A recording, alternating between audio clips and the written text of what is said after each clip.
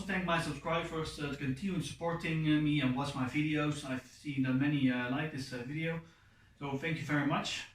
For Japanese people who don't really understand English, we'll say in Japanese terms.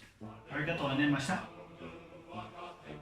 For normal people who knows English very well, I want also to thank him. We have reached 91 subscribers right now. I want to continue to reach the 100 subscribers before the end of this year. I really hope that we can reach it, so please share these videos with your friends and family, people you know about who like reading uniforms or airsoft or other interesting history topics about Japanese armed forces. I will continue to make new videos, and also sooner or later for the Vietnam War era, and a little bit sidetracking for other unique parts. If you have something in mind, please let me know in the comment section down below. Please subscribe and hit that bell notification button. So, in this episode I'm going to talk about the Type 89. I have already made a video about the Type 89's history, but this episode will more talk about in between. A little bit of official history about the Type 89 and also about the airsoft variation. Tokyo Marui, the designer of the Type 89 gas blowback, has really made a really identical Type 89. Almost the same weight, almost the same design from within, and I will be showing that in a few moments. But before we go there, we will go back first to this. Of course, you see a box in front of me, but it's not just an ordinary box you always see if you buy an airsoft model at an airsoft store. This box has come really with a nice quality design. You can see here, the symbol of the Japanese armed forces. This box is a really nice design. The reason that I still didn't throw away, because the Japanese always make good quality design. Not always with the standard reproduction airsoft models, but also the box. The box has come really with a really nice design. If you buy a Type 89, I recommend it. Do not throw this away. It is just a good design. It is more for me a collector's item with the Type 89.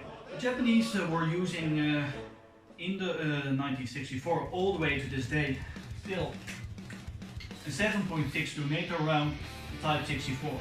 I already made a video about this. If you want to see it, in the link in the description is down below. Wait until the end of this video. The Type 64, this is also an airsoft version. It is an S&T version. It is not the best production materials used. On the outside, it is real wood interior. It is really strong. Some parts are metal, some parts are plastic. But I would not highly recommend buying S&T variation because of some system problems that I have also in the past. There is now a G&G version out there. But if you want to know more about the Type 64, I have a video about it also with the development program. If you want to watch it, also link in the description down below. Let's talk more about the Type 64. First of all, I have this weapon only lasts for 4 months, and I have used it 2 times in airsoft outdoors. But throughout the time, I have 0 problem. But I had it, of course, some malfunctions with feeding lip.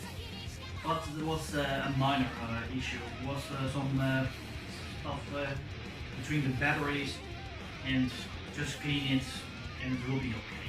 The Type 64 is with the same time for me a really nice weapon. The weight is identical to the original F-carrying. The original Type 89 in Japan itself last year. It was of course not available for shooting. It was an open day in Japan. And I managed to hold for the first time a Type 89 for myself. And it is almost the same weight as this one. It's also possible to remove this whole handguard, replace it with a real system from under, above, left and right. So far as I know, the only country that is selling that is Japan. I have contacted with the company there, and they can sell it to Europe. But unfortunately it is not in stock right now, but if you really want to have more of the gadget on your Type 89, I highly recommend to go there. And also, link in the description down below for people who are interested in this. Anything else, this the recoil system is really great. This sounds really hard and gives away your position, you might think. But at the same time, the recoil is still gentle, but at the same time also, it is almost if you fire real ammunition. That's really great, because you don't have much experience. Let's get ahead and put the camera more up front, and let's show you the internals. First of all, what we're going to do is, of course, removing the bypass. There is a lever here, put go to the right, basic, put it back, and then remove it. Then it's easier to maintain. Also, put your belt away, it's much easier to access. And also, there's a button here. You have to push on the other side and pull it on the right, so it is easier to disassemble.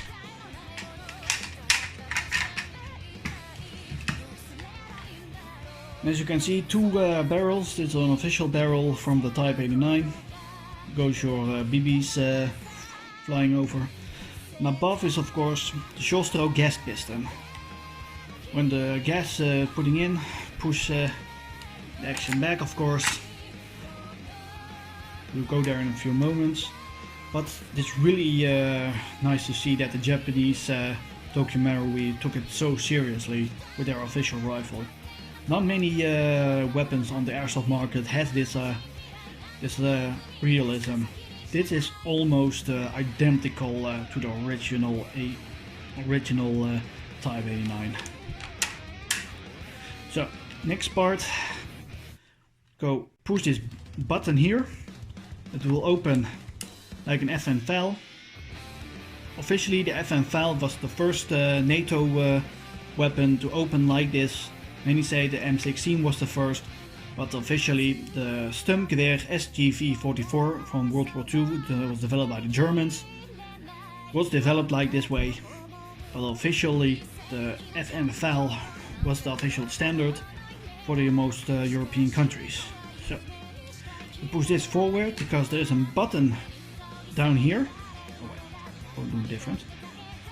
There's a button here, of course, just like with FN FAL and or other versions, using a tool. Push it, make much easier access. Make sure you will not lose this. I don't know if an original part of an M16 will fit in here. So let's put this away. And now you can see the whole mechanism of the trigger pull. If you might wonder why is there also a selector switch on the right side, except it's also on the left side, just like an M16. I do not really know why the Japanese went with a selector switch like this. You have to train really good. Now it is on safe, now full automatic capacity. Short bird, 3 bird rounds, semi-auto. And also you can see the action goes not in the other way. We have to go circle it around again. If you have the training, if you are a left-handed shooter, then it is very nice. But for a right-handed shooter, this only selecting on the front. And after that, you have to push a little bit further. And after that, it's not possible to circle around anymore.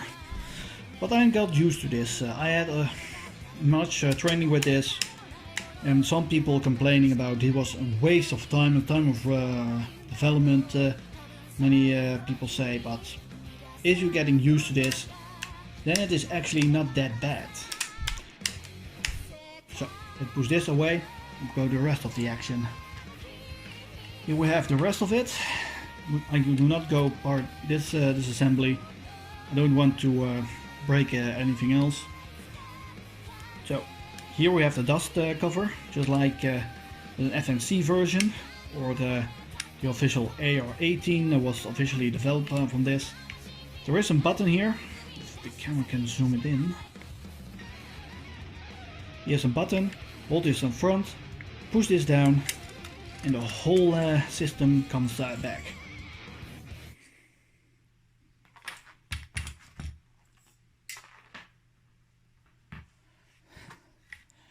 And also you might think, for those who don't know about this action, how would you remove this whole action? It's really simple. There is a big hole in here. Just line up it, pull on it, and the whole thing comes in 2 pieces. And there you have it. And now, as you can see, the whole weapon is disassembled into a few parts. It's easy to disassemble, easy to clean. Yeah, there's not much really talk about anymore actually. It is this simple, just like an AK-47, but the whole system is actually a part of the AR-18 version. The AR-18 of course was a development program also by Eugene Stoner, but it had another gas system. Of course I said it shoots a short-stroke gas piston. And if we see how the system here, if we have the rejectoring port, officially from the M16, you have the gas port block that goes back to reject the next shell.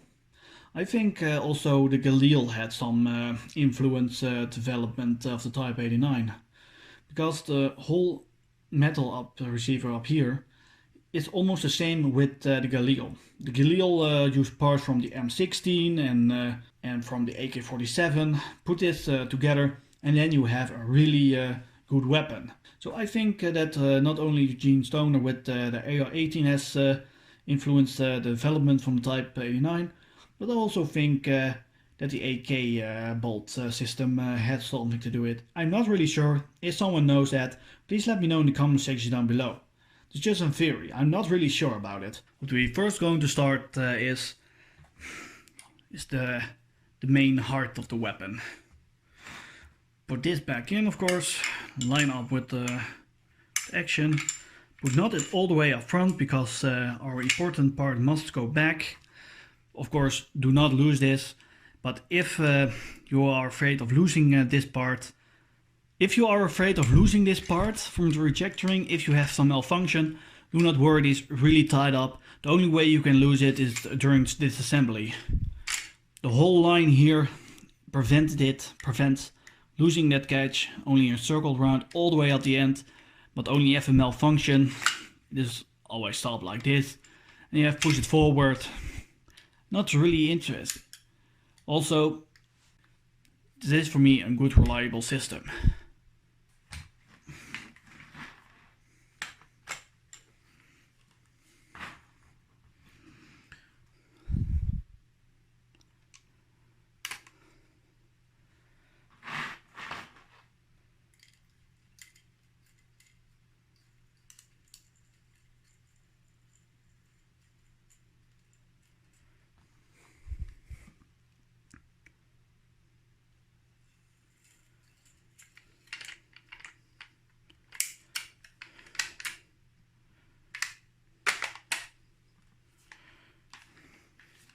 So they are together again.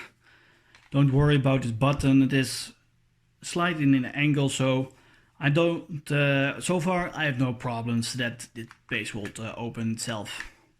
And he say that the Japanese put duct tape around this part, but most of the time that is just when they are training.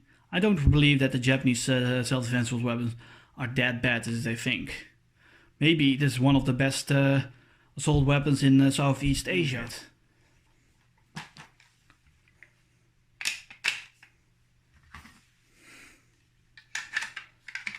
I hope you enjoyed this video. Please let the like button and subscribe. So, hope you enjoyed this video. See you next time.